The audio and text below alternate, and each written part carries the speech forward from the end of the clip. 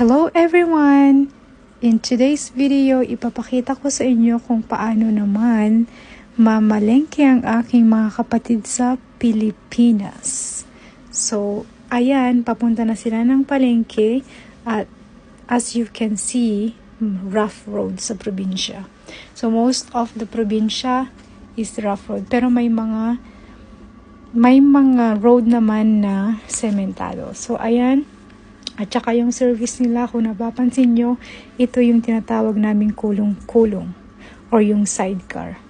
So, yun yung pinaka-service nila kasi hindi natin afford ang sasakyan o car.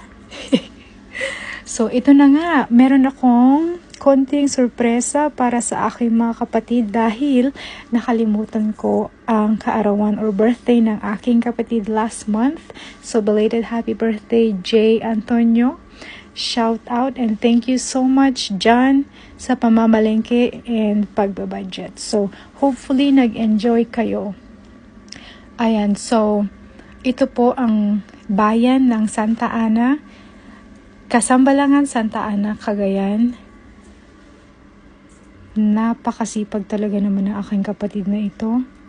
At, ayan nga, namimiss ko talaga yung mga ganito. So, open air ride, para nag-enjoy lang kayo ng joyriding, tsaka mga bahay-bahay. Pero ang problema naman dito is medyo masikip yung daanan. Especially sa entrance namin, papunta sa aming bahay.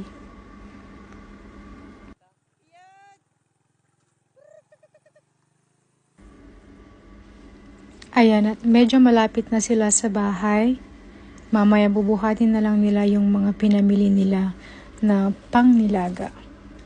So far, nag-enjoy naman sila at kahit konting salo-salo lang para sa kanila ay masaya na sila. Hindi sila humihingi guys ng kahit anuman.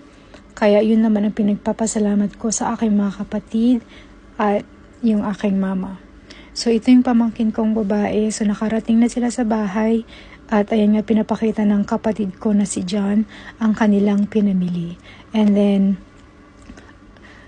soon, lulutuin na nila yan. Tsaka ito, andyan naman yung kapatid ng aking sister-in-law.